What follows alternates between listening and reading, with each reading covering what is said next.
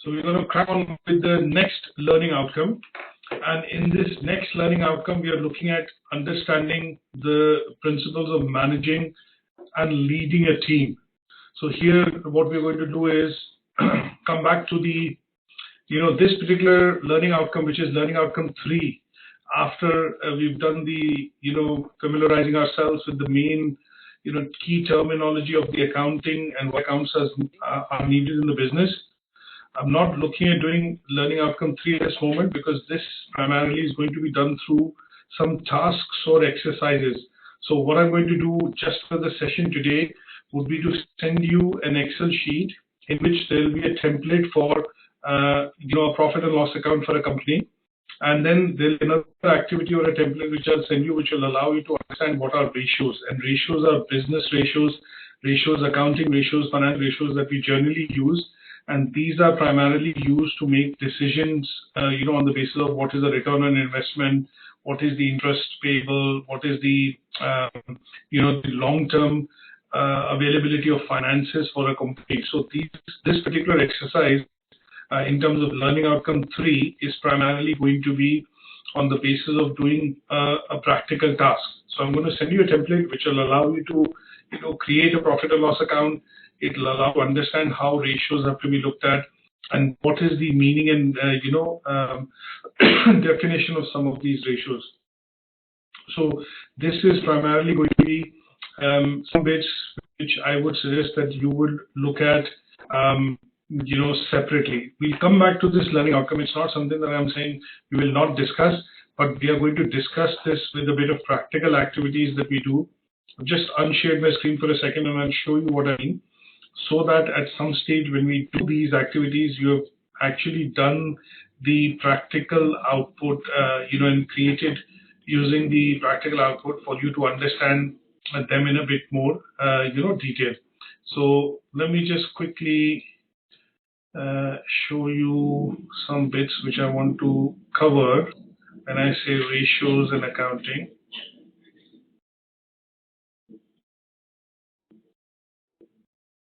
Just give me 1 second, I'll share my screen again. I'm just going to try and pull out the bit which I am going to try and send to you.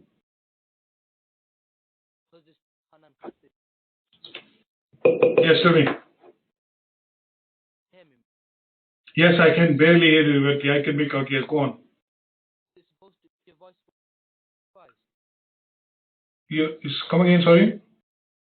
Your voice laptop twice. My voice is coming up twice. It's echoing, got that echo effect. All right, okay. The reason why this echo effect is happening is because when I look at you, there are 2 Hanan Qasims which have joined. Can you see? So I don't know whether you're on the phone or on the laptop or you've started 2 sessions at your end. So both of them are actually live, as you can see. Can you see that? There are 2 of you, so I don't want to remove any of you because that would mean, can you see that there are 2 sessions live at your end? So maybe you've joined the meeting on one browser and maybe joined it again, and that's why there are 2 of you showing up, and that's the reason of the echo. So yeah, I can hear you now. Sorry about that, Mr. Singh. I had you open twice. All right, okay. So now, yeah, you are much more better in terms of your audibility as well. So this bit, which corresponds to, the learning outcome that we want to look at, how do we look at accounts, profit and loss, the key, financial statements, which is learning outcome 3.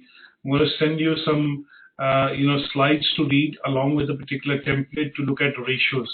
So we need to understand what is a balance sheet, what is an income statement, what is a cash flow statement, and these kind of things would be, best studied theoretically, because here you need to know the definition. So it says present and interpret key accounting information using profit and loss account.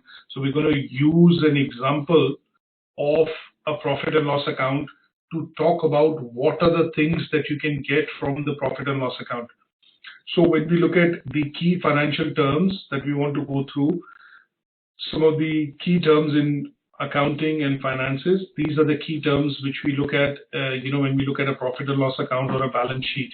So this bit you need to go through theoretically, and then at some stage, I'm going to send you something which is to do with, an Excel sheet, and that will allow you to actually, do an exercise which will cover up tasks in the merit and in the distinction side.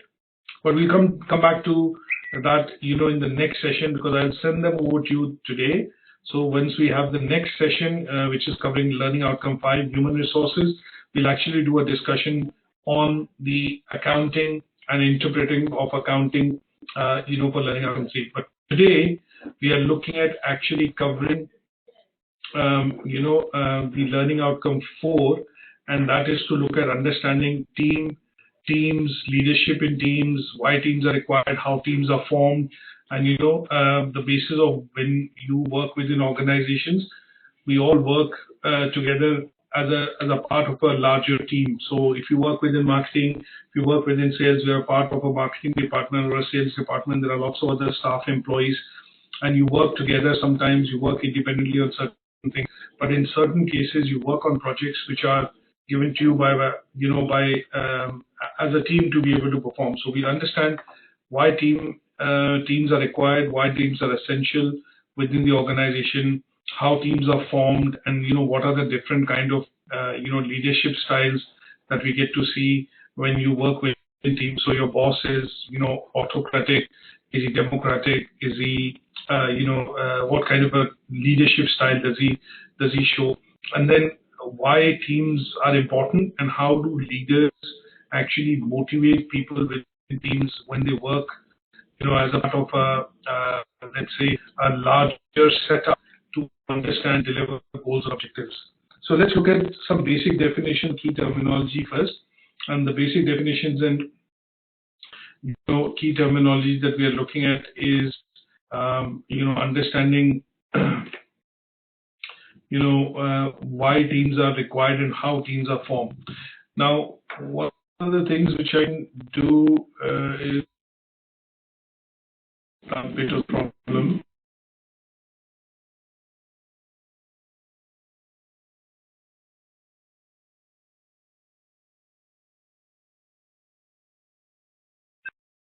So I've just tried to join back the meeting just to say if this particular problem of the echo or voice doubling up actually goes away. Is it better, or is it still having that same issue? It's the same issue. No, not the same issue. Is it now okay?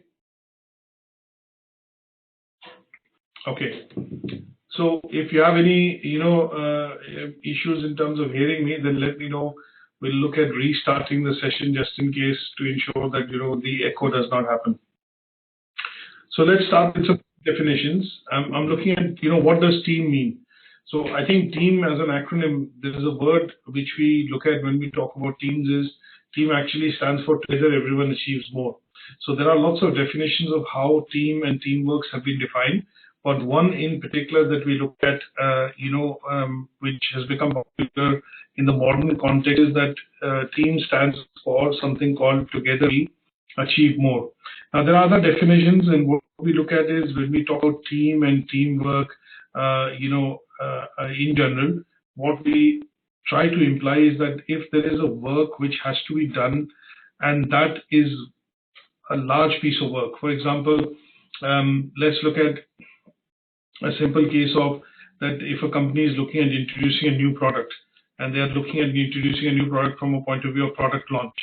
So here, one person cannot do that job alone. So you'll have to put together a lot of people from different, departments, different people or employees, staff would be required to make that particular event successful.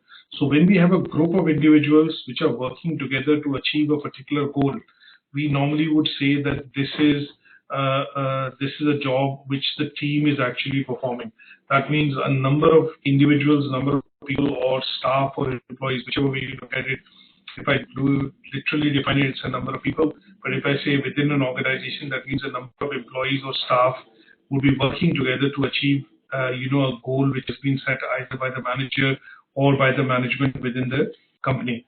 Now, when we look at people working within the teams, how do you put together teams?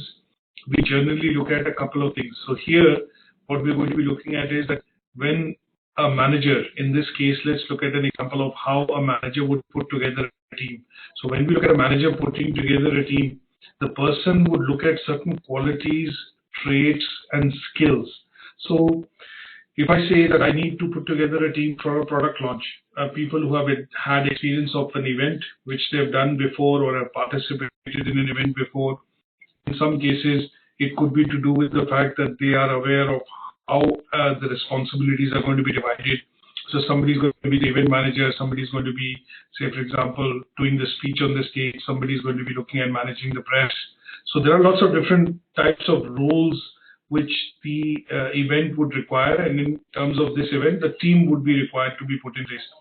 So when we look at how do you define teamwork, how do you define what are the qualities of a good team? So here, a manager, assuming, would try to look at what kind of traits, qualities, and skills you have, and the background experience that you have. So in some cases, when we look at talking about putting together a team, managers would look at, whether you have good communication skills, you have good social skills. They would look at, are you dependable? Are you accountable? Are you able to take delegation and take orders or command in order to be able to fulfilling those jobs? Are you showing responsibility in terms of targets? Yes, and shared goals. For example, if you have 5 people in the team, one of them falls sick, would you be in a position where you'll say, okay, we will divide the work and we'll carry it on because it's something which is our part, which is a part of our team, and he's a part of our team. So will you look at shared goals? In some cases, managers will also look at people with different abilities. That means if there are issues or problems that you face, or that could lead to problems which lead to conflicts, some sort of arguments, disagreements. Now, would you have the ability to be able to solve those conflicts, or look at them? So those are, in short, what we look at is skills, attributes, and basic things which is related to your experience. And when we say transferable skills, we talk about these because if I have to put together a team, I will probably look at a project manager who has done a similar product launch before, or that had been a part of a number of events. So they have some experience. So experience, skills, your attribute, both personal and professional, is what the manager looks into when they are trying to put together teams, so that the teams are able to complete goals, achieve these goals and objectives set, and they are able to work well together in order to move towards that goal or that objective. Now, sometimes you will also look at, when we say why teams sometimes they start off quite well, but over a point in time you see the enthusiasm, the passion, the idea of working together kind of wears off, or they no longer seem to be working together. So sometimes managers and leaders have to introduce things into the mix. And when I say things, what I mean by that is they have to look at rewards, incentives, a bit of encouragement, good word, or things which they feel will actually rekindle the enthusiasm or motivate them in general. So I was trying to avoid the word motivation, but sometimes you see that you are not very focused enough or very motivated enough to do that job because you do not see any end result or any benefits coming to you. So when we look at employees and staff within the organization, they think about, what is it in for me if I do this job? What will I get? So when you look at sales managers, account managers, even you look at various teams, various departments, everyone works and sees that, okay, what do I get at the end of it when I achieve that objective? So motivation matters, and sometimes you have to look at differentiating when the companies have supply staff or maybe contractual staff and they have permanent employees.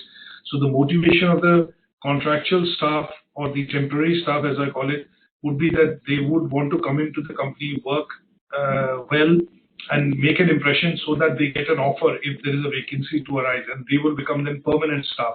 So the motivation in this case tends to be that sometimes when people are hired as volunteers or supply staff or contractual staff, they are given the ability and the understanding that if you are performing well, you get into the role well, then at some stage we will look at taking you on as a full-time staff. So that tends to be the motivating factors, which the teams also look at. Now, there are lots of different models that we can study, but in general, we look at two models of team development. Now, this is theoretical, and we need to be able to understand these because there was a lot of research which was done, primarily by Dr. Bruce Tuckman in the late 1950s and early 60s. And he actually came up with the concept of how teams are actually formed. So when they looked at doing a lot of studies, what he came up with is that there are 5 stages to team formation. The first stage he talked about in the model, which is now called the Tuckman's team building model. So it's called the Tuckman, T-U-C-K, Tuckman's team building model. Tuckman's team, model. Now, in this particular model, after a bit of research, he came up with the fact that when a manager or when somebody within the organization tries to put together a team, you will see that they go through 3, initially there were 4 stages, but a later stage called adjourning was added, in the late 1960s. Now, each stage symbolizes and has some characteristics.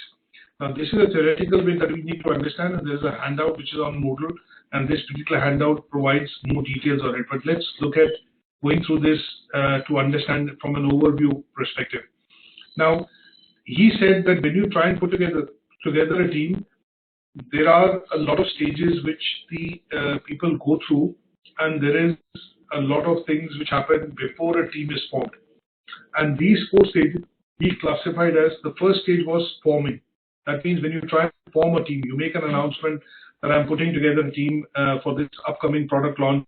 Say, for example, the Apple team puts together, and they put together, they make an announcement that we're looking at volunteers from different departments to form up this product team who would be looking at doing the event launches for the new iPhone, for example, which is going to happen in the US, UK, and they put together a team. So there is where the feelers or applications are put out by the manager or the person responsible, in this case maybe the CEO or the Vice President Product Development, who sends this out to say, I need volunteers from engineering team, production department, I need them from sales, marketing, different regions and things like that.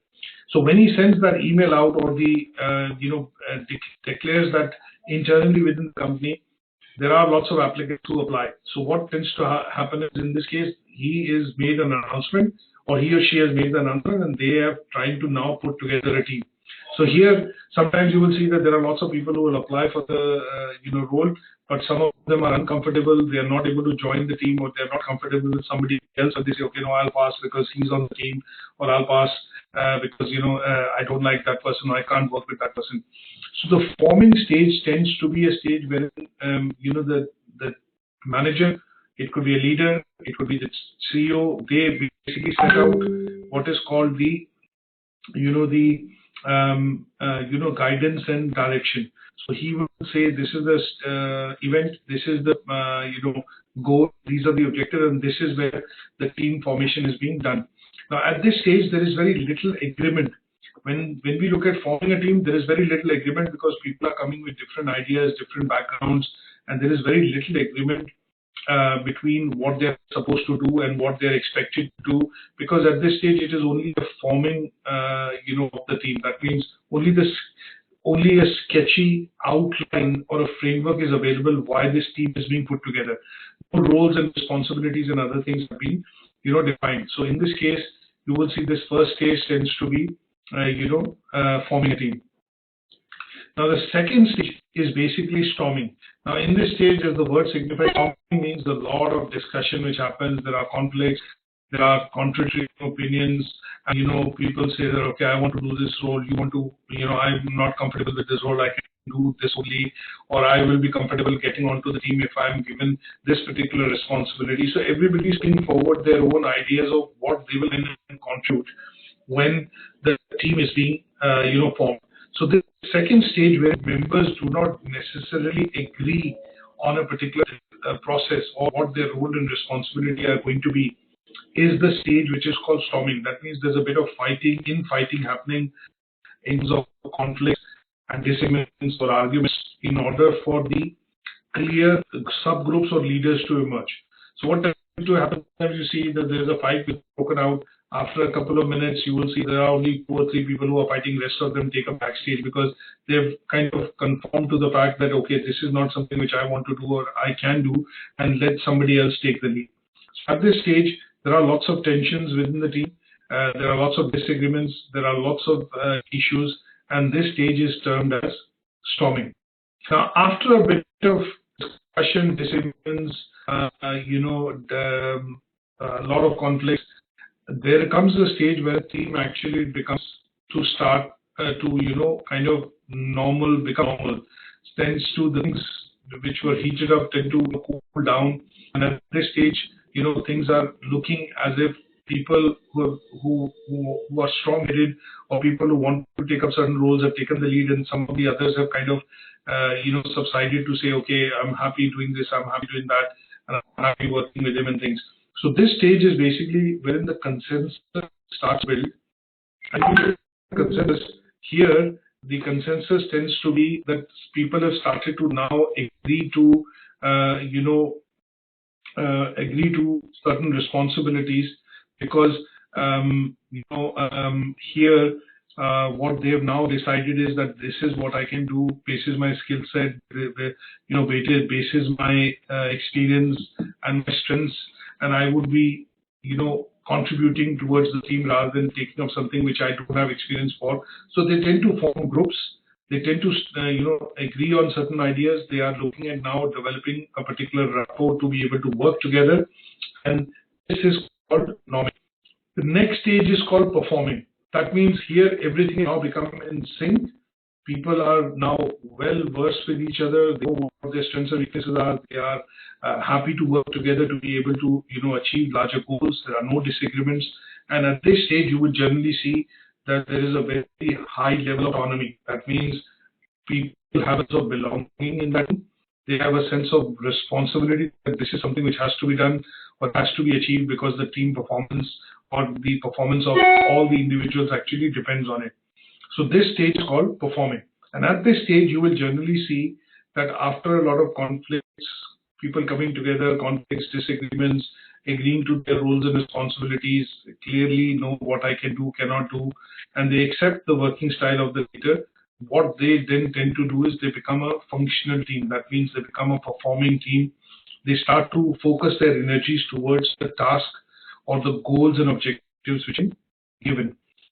Now, the last stage, which is the adjourning stage, was added later, because what happens is when you will see that teams are put together, at some stage the teams are also disbanded. That means the teams also kind of, once the job is done or the target is achieved or the goal has been accomplished, what will happen is the product launch has happened, and there were 13 countries or 10 countries in the product launch. That team has traveled to all the countries, all the locations, done the successful product launch, which has now started to generate sales. Say, for example, for Apple, after a point in time when the launches are finished, everyone from the different department, everyone in the team will actually go back to their different departments and start doing the routine operational or the day-to-day jobs that they were doing.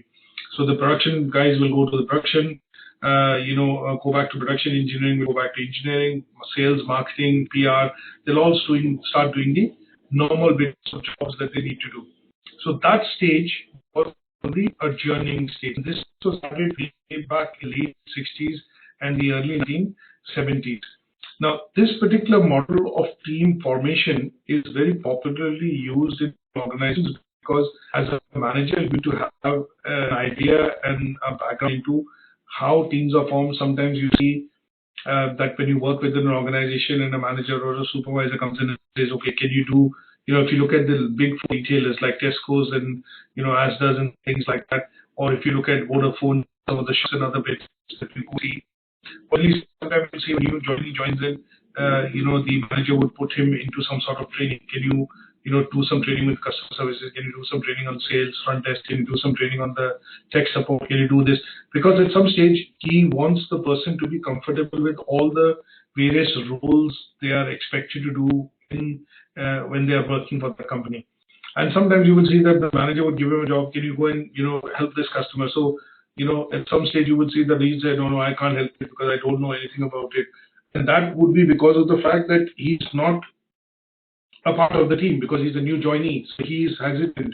He or she's, a bit nervous or uncomfortable because they feel they do not have the enough knowledge or background to be able to do it. So at some stage you see this working on a daily basis in certain stores. If you go to Trafford and you are visiting a particular mobile store, you see some new staff. They have a badge which will say new staff in training or a new staff on training.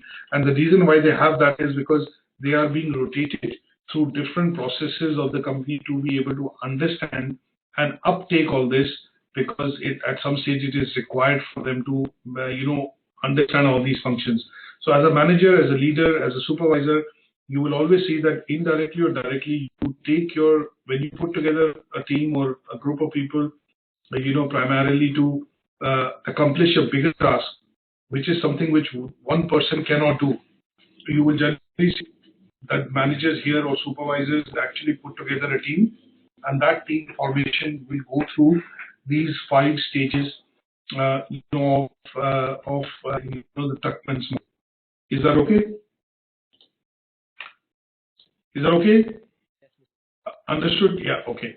Now, let's understand some fundamentals of why teams are important. Now, there are some clear, reasons of why teams can work, because sometimes you would see that if there are things which are defined. Let's look at an example, sticking to the same, example I've taken at the start of the session. Assuming there's a new iPhone or a Samsung Galaxy launch happening. Now, they put out a product date that the launch will happen, say, on 8th of February. Now, in 8th of February, a lot of things will have to be put into place, into motion to get ready for that launch. So there are, say, 400 Vodafone stores or O2 stores, and each of these stores will get some handsets, will get some, branding, merchandising, which is to be put up in the store. So what tends to happen is a store manager would get a brief, and the manager would then share that brief with his team, and the team would then be put in place who would look after prepping the store up for this particular big launch, because it is seen as an opportunity by the company, by the telecom provider, to boost their sales and their numbers. So when you look at that, what will happen is they will receive the merchandise. It is normally quarantined or locked away because it cannot be shared and shown to the public. So there are some fundamental reasons of how a manager would look at picking some key people for doing those tasks. So when you look at that, teams are required sometimes because of reasons to say that there are people who will become a part of the team to achieve the goals. There is a structure the manager would put in place which he or she thinks would actually work and would accomplish that particular objective. And then within that, to a certain extent, he will define the roles, but then he will leave it to the people within the team to figure out their own roles. So he'll say, okay, out of this merchandising, this branding, this particular exercise will happen 5 days before the launch, and the store has to be ready. The out of hours team, or the team which is out of hours after 8 p.m., 9 p.m. when the store closes, will actually take charge. What he'll do is give the responsibility of the keys and the opening of the store, so that there is a sense of responsibility, security, and conviction to be able to do this would be given to one person. Now, once he puts together, this person and says, okay, you are going to be the deputy manager and you will take care of this. After that, he will leave the deciding of the team roles to that person. Who he brings in his team to be able to do the job will be something that the person will decide. But in some cases, sometimes the manager will sit and say, okay, who's the best person? We need to give this person a chance, or he's quite motivated.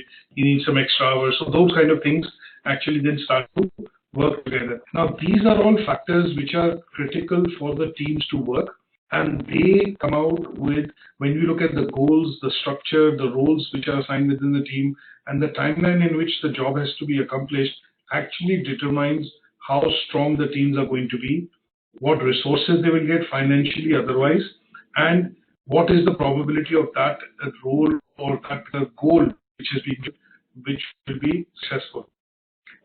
There's another model that we need to look at to study, and that would be called, Dr. Belbin's model of team roles. Now, what we've understood so far is that when you look at Belbin came with the model along with a number of other people who've done research on teamwork. That means they came up with the idea that, okay, when you put together something in terms of people coming together to do a big role, individuals coming together to accomplish a bigger goal or a task, we need to go through this process of team formation. But at some stage, the team has been formed. Dr. Meredith Belbin actually did some research on finding out what kind of roles can people assume when they work within the team.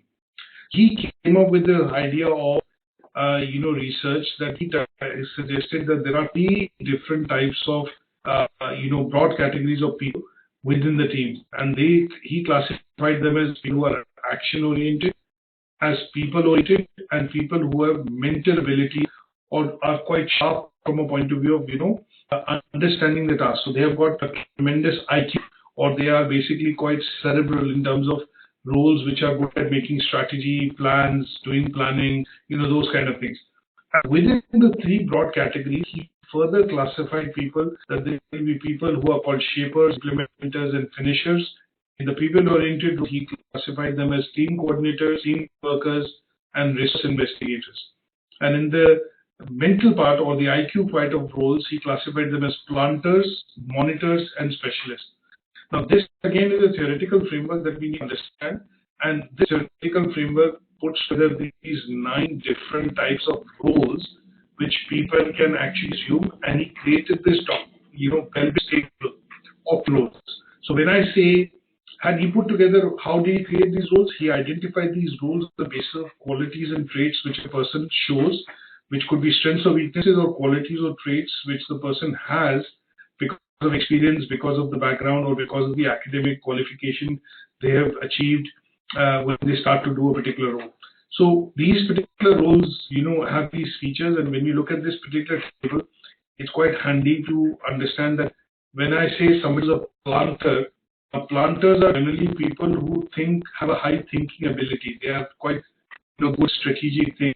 They are quite creative, imaginative. So he defined these as certain characteristics to identify those people within the team roles.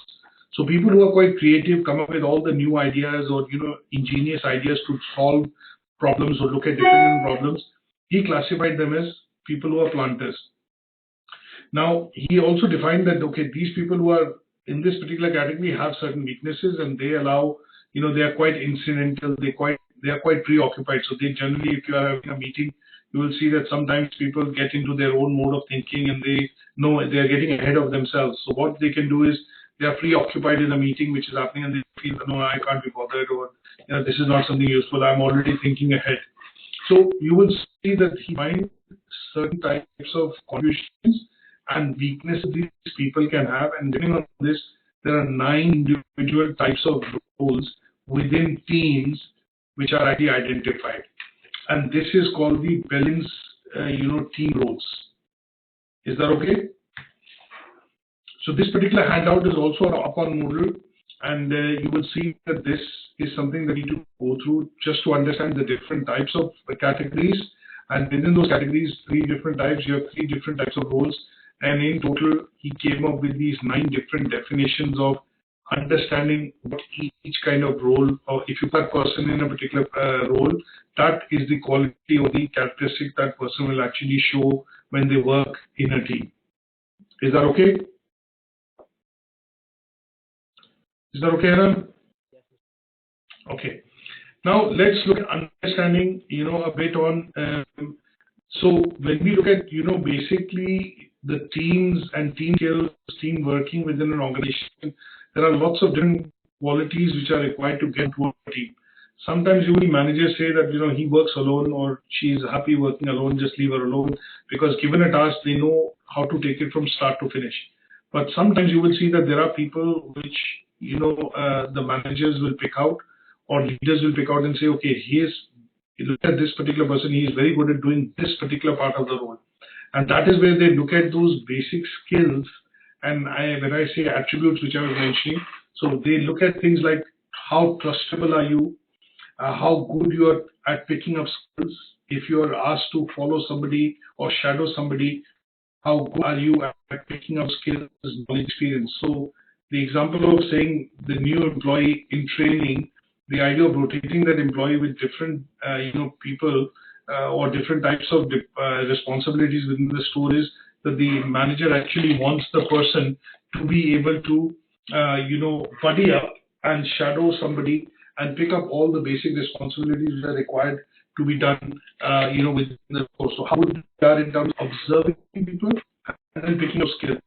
How are you at sharing information? How flexible you are in terms of willing to cooperate when help is needed by others? And obviously, what is your conduct? How do you conduct yourself within an organization and things like that are basic team skills which people would look at if they have to choose you as a person to work within the team.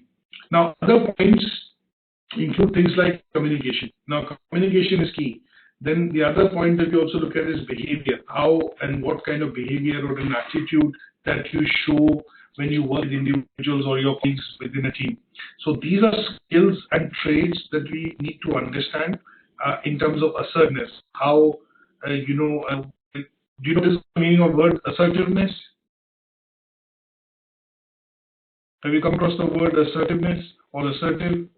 Not sure. Okay, assertive as a word means somebody who's very forceful, is very dominant as a personality. When you say, for example, have a couple of people in the room, you generally see if there's a person who's trying to push his opinion or push his point of view, you generally coin that person or term that person as somebody who's quite assertive. That means they're generally very confident, and because of their confidence, sometimes they can develop a personality which is forceful. That means they kind of look at their own opinions over others and push that opinion towards others. So you look at building a team, you're looking at building a team which is going to be cohesive. That means they can work well together. You don't want too many individuals in that team which are going to have a very strong personality, as we say there. He's very strong-headed. Sometimes you come across these statements when you hear that he's very strong-headed. That means he's quite, knowledgeable, but he's also very rigid in terms of his opinions. And that's where you use the word assertive. People working with the team are generally quite responsive. They're good at listening. It means they're able to understand people's perspective. They're able to understand people's opinion and their views, and then put forward their own views, even if they are contradicting or they are conflicting. So one of the qualities which a manager would look at put together a team would be people who have good communication skills. They have a positive attitude. They are not forceful or very dominant in terms of their personality. They have good listening, speaking skills, and then they have a sense of belonging. That they basically have an understanding on where I don't need to be stepping on somebody else's toes, how I need to look at conducting myself, show a behavior which is acceptable, and that does not show me as an aggressive or a passive person, but a balance. And then last but not the least, we talked about these. So I put together individual slides when I mentioned some of these skills which you will be requiring here, and they're expanded on these slides. So when we look at conflicts, that means people who have the ability to be able to resolve issues or problems within the team, and those are the set of people which every leader manager would want to have in his or her team. Now let's briefly look at some of the different types of leadership styles. Now, have you heard of any leadership styles? Have you come across any types of leadership style? Any idea in terms of any leadership styles? Dominance. Right. So when you look at leadership styles, we look at different types, but generally speaking, there are three main types of leadership styles that we come across. And these three main types of leadership styles that we come across tend to be, what you will see managers actually follow. So if I talk about these leadership styles, with a bit of a handout, what I want to do is try and give you something which will let's look at, I've got these slides on the presentation, but what I want to do is basically look at some bit of updated information. Now, when I look at what do you understand by leadership? Now, leadership, or people who are leaders. Who are leaders? Leaders are people who are able to influence others, who are able to get others to follow them, who are able to convince others of their viewpoint and understand their viewpoint and convince them by giving them arguments and get them behind them. So those are the people which I will call as leaders. Leaders are generally visionary. They have a long-term vision. They have a sense of understanding that where the business would go, where the organization is headed. They are good at recognizing, talent, traits, or skills within people, and they are the ones which are not too bothered about, day-to-day operation. And when I look at the word manager, manager means somebody who's good at managing things.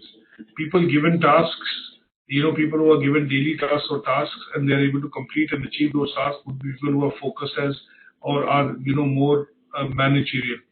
But people, when you look at leaders, they look at long term. They look at something which is going to be not routine, something which is not going to be ordinary. They will look at picking up things on wherein it requires some strategic thinking, or it will mean that they will need to look at putting together some objectives, which at some stage they will pass it on to managers who will go ahead and work on them.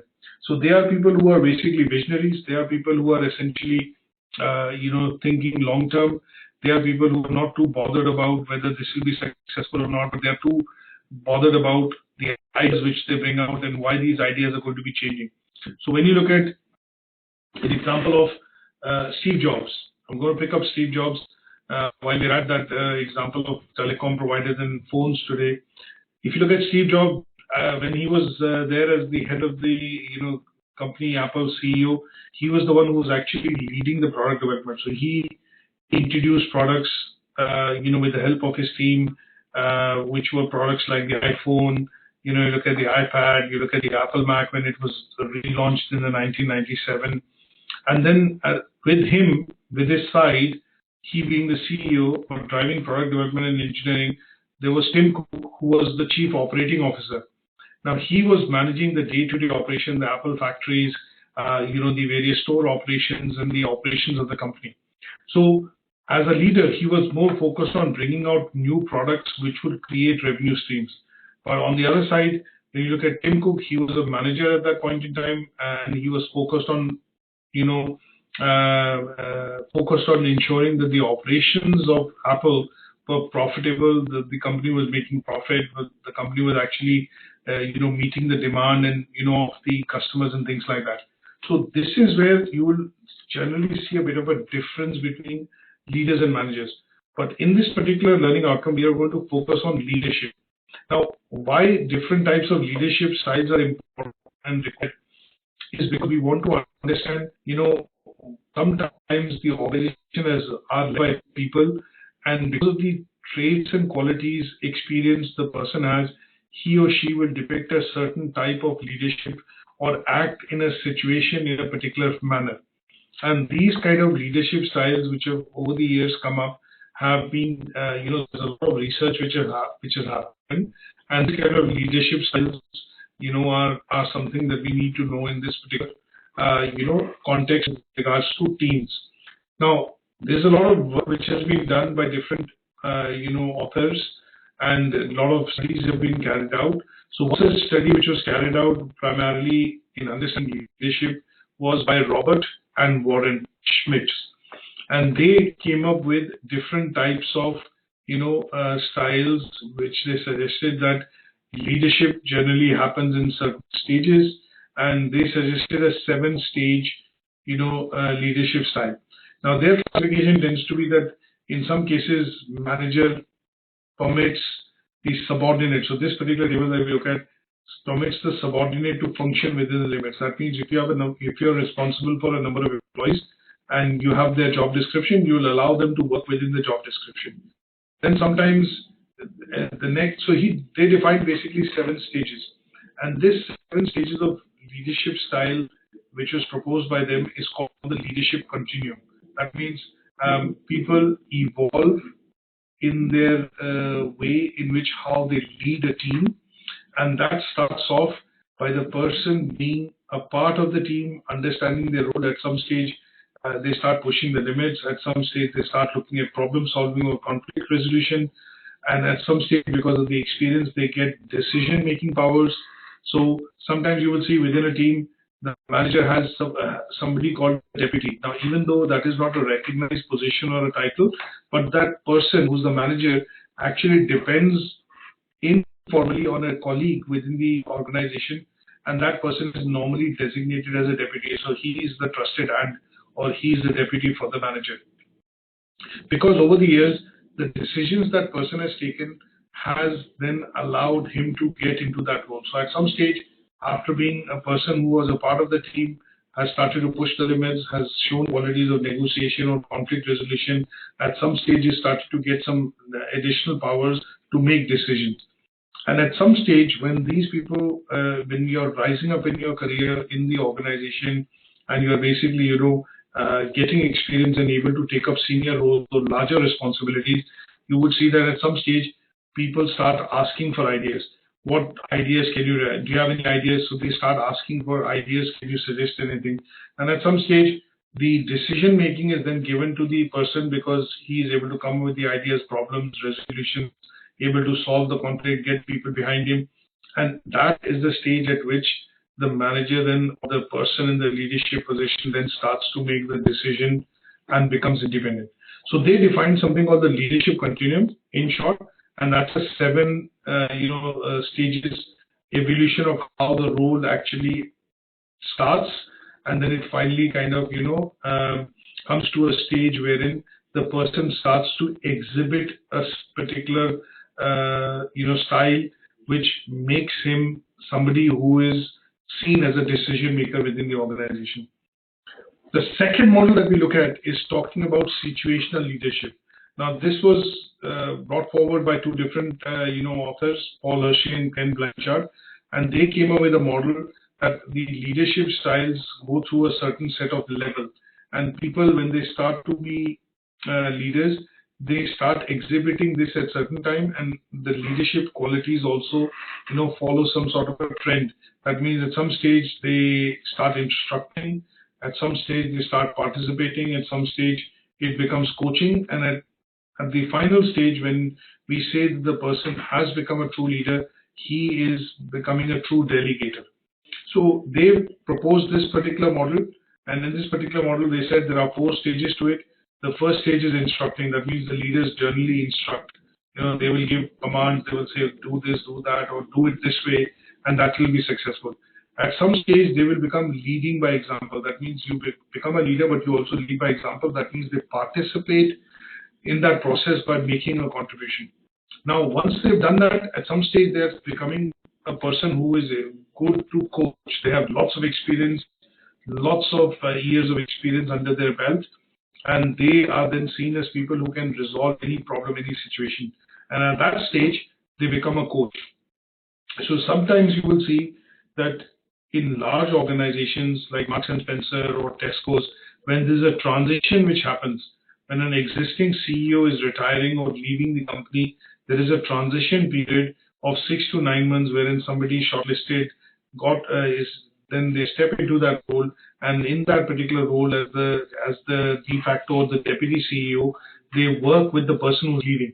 And here, the person who's leaving is actually doing the coaching role of taking them through in terms of what are the roles and responsibilities required to be in that position.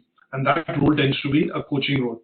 And last of the role is delegating, and in this particular role, the person has now a very clear ability to be able to carry out the leadership responsibility, and the person is able to actually delegate certain parts of the roles and responsibilities required to be carried out, to designated persons. And that tends to be, this particular model, which is situational leadership. Then we have what is called John Adair's model, which is called action-centered leadership. And he came with the concept that there are 3 different types of things which are considered for leadership roles. One is task orientation, second is how good is the individual, and the third is individual has in having the strengths and abilities, and the third is how the individual works with the group or team, or what kind of experience that the person has from his previous background and working within groups and teams. So he came up with that leaders are generally people who have a balance of all the three traits. They are task oriented, they are quite good as individuals in terms of having a lot of strengths, and last but not the least, they are also good when they work within teams. So, and the last two which I want to come up with is transactional and transformational. Now, the reason why we are looking at this particular handout is that the idea is to give you that leadership as a concept has evolved over the years since the 1930s. So when the first model came out in 1950s, which was introduced by Warren Smith, this was a model where they talked about the continuous process of becoming a leader. Then came the situational model, which was also called the 3D model, and that was proposed by Paul Hersey and Ken Blanchard. Then at some stage, another bit of research was done by John Adair, and he called the model as action-centered leadership. And in the mid-70s and the late 80s, when mass industrialization started to happen, there were another two different types of models which have emerged, and they were called the transactional and transformational leadership models. So the transaction model is that here you generally see that people who are good in a particular position basically are good in transactions. That means they are able to, given a situation, they are able to handle that situation well, and with that situation handling, they are expecting some awards, whether it's financial or non-financial. And when you look at transformational, here what we are looking at is people who have the ability to be able to transform the organization. And I will give you an example of Michael Dell here. If you know Dell Computers, now Dell Computers was immensely successful in the 90s, in the early 2000s, because of the build-to-order PC that they introduced. But in the late early 2011-12 onwards, they started to lose their leadership position in the market because there were other vendors who came up, like Lenovo, you have Acer and HP and all the other vendors which started to come up, which copied that model, and no longer their business model was sustainable. So they started, the company became public, and at some stage, when it was listed, it was making a lot of profits. But in 2014-15, the company started to make a loss because PC was no longer a central device to access the internet or use for transactions. There were tablets, phones, and other things which came out, and the company hadn't changed its track to include some of these products or strategies to go to market. So in this case, what we generally see is that when the company was starting to make loss and the company lost direction, Michael Dell, who was the founder of Dell Computers, had retired and become the chairman. He then came back and he actually took the company, basically took the ownership of the company again, became the CEO. He took that company away from the stock exchange and redefined the company's vision in terms of go-to-market. And when he turned the fortunes of the company around, as I would say it, this particular type of leadership, when he came back, took the helm of the company when it was making loss, decided to add new products, diversify the company, and then made it a success, is actually an example of transformational leadership. That means the person was able to come in and transform the company from making loss to making profits again. And this kind of a leadership style is called transformational. So there are lots of different leadership styles, and these have evolved over the years. But when we look at these kind of leadership styles, we generally would classify and talk about them in 3 or 4 different types. So which is the style of leadership. So that they are the models that we looked at. And then when we look at the style of leadership, we look at something called benevolent leader, we look at democratic leader, laissez-faire, which is a French word. And I'll tell, do you know the meaning of the word laissez-faire? Any idea in terms of what is the meaning of the word laissez-faire? We've come across this particular word a number of times. It's a very common French term, which basically, is a term, which says minimal interference. In French, it means minimal interference. So a leader which basically has a very minimal style of interference while working within teams is called a laissez-faire. And then you have autocratic. Now, these types of leaderships are all defined on 2 things. One is Is the person concerned for the benefit or welfare of people? Or is the person concerned with achieving the task, goal, or objectives, whichever way you put it? So when we look at determining the styles of leadership, we look at doing this on these, if you have to look at these four broad styles, we look at two particular traits. One is the person concerned for people, or is the person more concerned for achieving the target at any cost, or the goal at any cost? And these styles then exhibit those characteristics. So when we talk about people which show, say, a particular type of leadership, there what we will see is the benevolent leader is person. He's a very person-oriented leader. He's more focused on the concern for people. He's also concerned on achieving the output, but for him, between the two, if he has to choose, he's more concerned on ensuring that the people working for him should be happy, and also the goals should be achieved. But the target is people should be happy. When I look at democratic, in this case, you would generally see the person is more, concerned for the welfare of the employees within the organization, but is also focused on achieving the goals and objectives which have been set. So basically, if you plot them on a graph, these four different types of styles come up, and there are some characteristics of these. Autocratic leader, basically, when I say is autocratic, he's more focused on ensuring the goal and objective at any cost. He's not worried about resources or people in general. And laissez-faire is one when the person is more focused on the loses total control over the goal, but he's very focused on the people and the welfare of the people. And in some cases, this decision making, any decision making which has to be done, is left to the employees, or he delegates the decision making ability to the employees or subordinates which work for him. In the autocratic side, it's carrot and stick approach. If you do this, I'll give you that. And in some cases, what tends to happen is the autocratic leader says it's the my way or highway.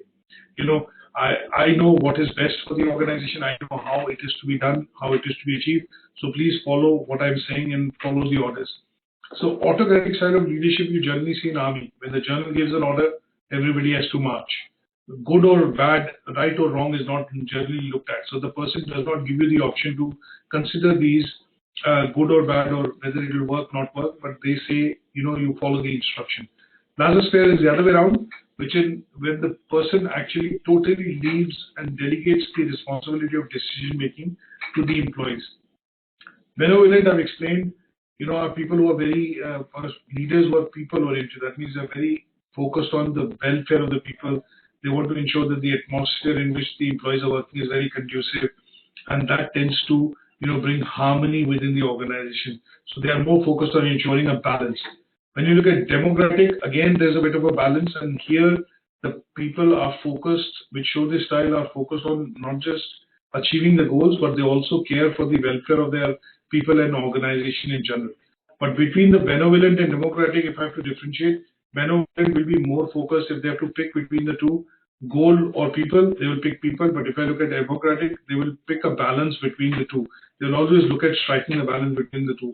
They will not say, no, my people comes first, or, for me, the goal comes first. They will always try and achieve the best possible outcome by focusing on both the types,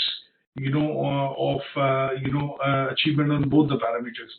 So this is here where we look at the different types of, leadership roles. Is that okay? Yeah. Now, the presentation I'm going to revise because some parts of it is not very focused in terms of what we have discussed. So I'm going to revise this and send it to you. But basically, most of these slides focus on, defining the four basic types of leadership styles on the basis of concern for people or concern for, the goals and objectives of the organization. Now, apart from that, I think what we need to look at is there are some comparisons which I've done, which is to say that these are the old traits of the leaders, these are new traits of leaders. And then the other bit which I was trying to differentiate earlier was the difference between a manager and a leader, and what are the differences, and those have been, kind of summarized here. So that would help us understand, learning outcome 4, which basically focuses on understanding what are teams, how teams are formed, what are the various types of roles within the team, what are the various leadership styles which have evolved over the years, and how do you differentiate between the 4 different leadership styles on the basis of characteristics, whether the person has focus towards resources or whether the person has focus towards achieving goals and objective. Is that okay? Yeah? So I'm going to stop the session here today, and this will help us cover the learning outcome 4. But when I send you the presentation, I'm going to just refine it slightly. I think the ones on the Moodle right now I'm going to look at is primarily an older version, which I will change by end of day today. But I'm going to straight away email you, the bits on the learning outcome 3, which is to look at the key terminologies and also a template for interpreting the profit and loss accounts and covering that particular task. Is that okay? So any questions on this so far? Not really, Mr. Dean. Right. So I'm going to try and revise some of these presentations here. I think this one, let me just quickly look at. Yeah, that's the old one. So I'm going to try and put the new one here, and I'll also ask Fazar to email you the new one along with the handouts for Tuckman, Belbin's team formation, Tuckman's team formation model, Belbin's team role models, and then the types of leadership styles, so that you are aware of and you can go through this concise handouts to crystallize these topics for your understanding. That's great. Brilliant. So I'll stop the recording here, and then